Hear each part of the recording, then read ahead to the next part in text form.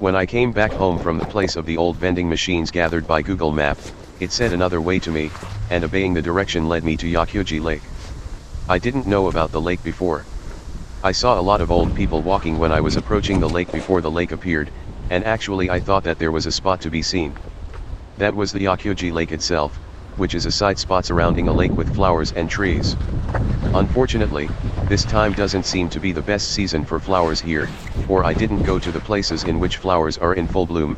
Actually I didn't go to most parts of this spot. However, there is an old house and a water wheel on display. I saw them with enjoyment. Although I didn't go on this occasion, there is a small zoo specialized in the squirrel as an adjunctive facility, and a few areas specialized in a certain flower, such as hydrangea, lotus, and so on. Of course it could be beautiful with autumn leaves in the season. Actually there are pictures which you can see to look up on Google Map or search. Anyway, I also love all greens like this.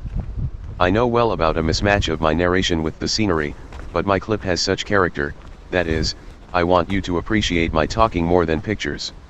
You may know of such YouTubers who have more than 5,000 subscribers by not so much their making pictures as their ability of talking. One of such examples could be Pool in the Philippines' Old Dog New Tricks, as I recommend you to see, if you are interested in owning a YouTube channel abroad for your retirement, because I think that you can live with only the money from YouTube before your age doesn't reach for your pension, if you have more than 5,000 subscribers. It is ideal and superb for YouTubers that he doesn't need location but just talking in front of a camcorder or cell phone, and he doesn't also need new gadgets because he is not a reviewer. He needs only talking about his retirement life in the Philippines. Another example is a 62-year-old Japanese YouTuber who lives and broadcasts in Palawan. He also just talks in front of a cell phone. He has gotten only 20,000 subscribers thus far, but he often said that he can afford to live in Palawan with only money from YouTube. He came temporarily back to Japan these days to be asked to meet, eat, and drink with fans and watchers, broadcasting such scenes. Actually he was like a taste of movie star surrounded by them. Wherever he went, he was feasted by them. I don't want to be like the kind of a movie star, and I gave up monetization on my YouTube channel, but I want to be a man who can entertain people with only talking or writing. As for the writing, I have achieved monetization from my blog site already, though it is only $300 a month. As for talking, I am challenging myself to make narrations in English to the whole world contrary to the blog written in Japanese. I should have made narrations in Japanese. However, I have a plan that I will converse with foreigners who can speak English in the place where I live in the future as my retirement, and I will video the conversation for Japanese who learn English, adding captions on the clips as explanations about the English conversation. Therefore, the way I make videos with English narrations for my YouTube channel means practice of English for me. Excuse me, while I was talking absorbedly, we came to the old Japanese house to be displayed, which was used until the beginning of Showa era. I think it was used as a residence until World War II, though one didn't read well the notice which was laid in front of the house, in which there is a kitchen range which was a kind of using wood coal or just woods for fire. It makes you see that the house was in the days when not only the gas line but also the propane tank hadn't come yet. I lived in Sagamihara, Laos for 7 years before, seeing the house of my mother-in-law didn't have gas, using the kitchen range with the wood coal, though propane tanks already existed. She was afraid of explosion, and for my surprising, my Laotian wife who is a child of her was also afraid of the propane as well. Now, it has been 7 years since she came to Japan. She got to use the gas range without fear, though we are living separately and will be divorcing in near future. A period can change lots of things. It has been a week since I shot the scenery, editing it now. It is not less than 30 degrees Celsius outside in Japan. Thinking about the hot season, I don't want to go out to shoot street views as the common way I make clips for my YouTube channel. I had an allergy on my arm against sunlight despite a short ride for an hour by bicycle, yesterday. That means it is better for me to avoid cycling outside in not only summer but also around the season. I don't know exactly when the allergy has been given rise to.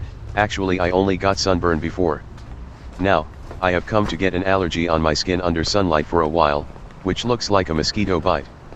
What is worse, it accompanies an itchy rash, though better than pain. Then I have to come up with a new way of videoing which allows me to do it indoors. One idea is that I introduce several trendy clips on YouTube of Japan. Of course I know that American YouTubers are apt to be top runners who make trends on YouTube, but you should know and learn odd trends or ways to make videos for YouTube of another country. As a Japanese I think my role is to explain the trends by seeing and making you see the top page of YouTube in Japan.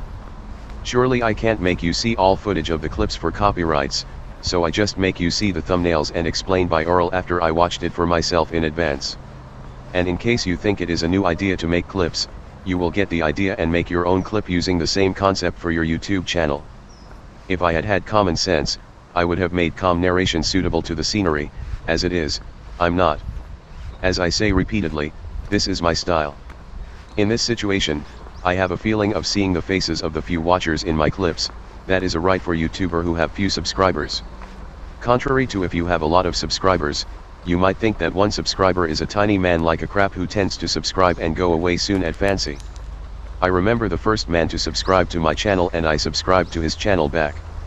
And he is still continuing to be my subscriber, though he doesn't see my clips these days, because when he subscribed was the time I lived in Sagamihara, Laos, videoing about life there.